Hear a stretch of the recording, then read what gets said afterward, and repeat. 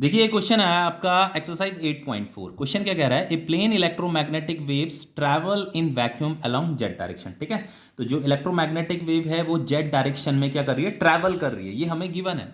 What can you say about the direction of electric and magnetic field vector.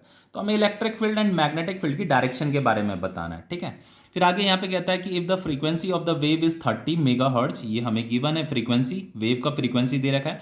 What is it's wavelength भी हमें बतानी है। तो सबसे पहले ये जो फर्स्ट पार्ट है इसका आंसर क्या होगा, देखो हम कैसे लिखेंगे इसका आंसर।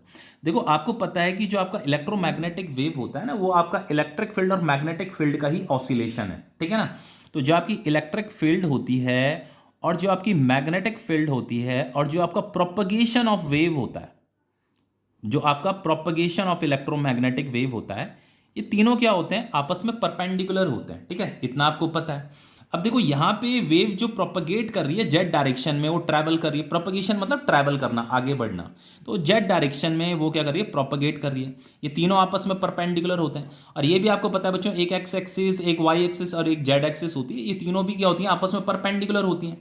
तो अगर propagation of wave Z direction में है तो इसकी डायरेक्शन हमें बतानी है इन दोनों की।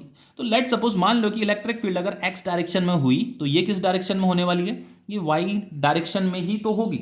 ये अगर एक्स डायरेक्शन में ऑसिलेट कर रही है या वाइब्रेट कर रही है, तो ये मैग्नेटिक फील्ड आपकी वाई डायरेक्शन में क्या करेगी, वाइब्रेट करेगी। तो आपको आंसर में यही लिखना है कि एज द इलेक्ट्रोमैग्नेटिक वेव, जो कि हमें गिवन है यहाँ पे कि वो जेड डायरेक्शन में ट्रैवल कर रही है, तो as the electromagnetic wave is traveling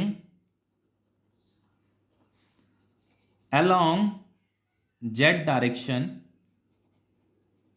hence electric field and magnetic field will vibrate या will oscillate भी लिख सकते हो आप, along y and x direction.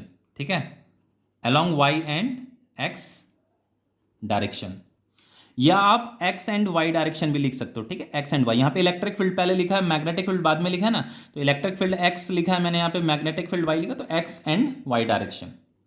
यहां पे आप y एंड x भी लिख सकते हो, कोई कंफ्यूज होने वाली कोई बात नहीं है। अगर मान लो इलेक्ट्रिक फील्ड y डायरेक्शन में हो, y एक्सिस में होती, तो then magnetic field x axis में होती। ठीक है, अब देखो यहाँ पे क्या पूछा है, यहाँ पे फ्रीक्वेंसी हमें ये दे रखी है और ये वेवलेंथ हमें बताना है। तो फ्रीक्वेंसी आपकी 30 मेगा हर्ट्ज दे रखी है, तो ये हो जाएगा आपका 30 इंटू 10⁻⁶ हर्ट्ज। हमें वेवलेंथ बतानी है। तो देखो हमें पता है कि जो स्पीड होती है, speed of electromagnetic wave, speed of electromagnetic wave, उसका फॉर्मूला होता है lambda divided by time period. और जो इलेक्ट्रोमैग्नेटिक वेव की जो स्पीड होती है, वैक्यूम में जो स्पीड होती है, वो होती है लाइट की स्पीड के बराबर, 3 इंटू 10⁸। और ये लैम्डा है इंटू 1 अपॉन टाइम पीरियड क्या होता है, फ्रीक्वेंसी होता है। ठीक है, तो लैम्डा इज इक्वल टू हो जाएगा आपका 3 इंटू 10⁸ डिवाइडेड बाय ये फ्रीक्वेंसी आ जाएगा।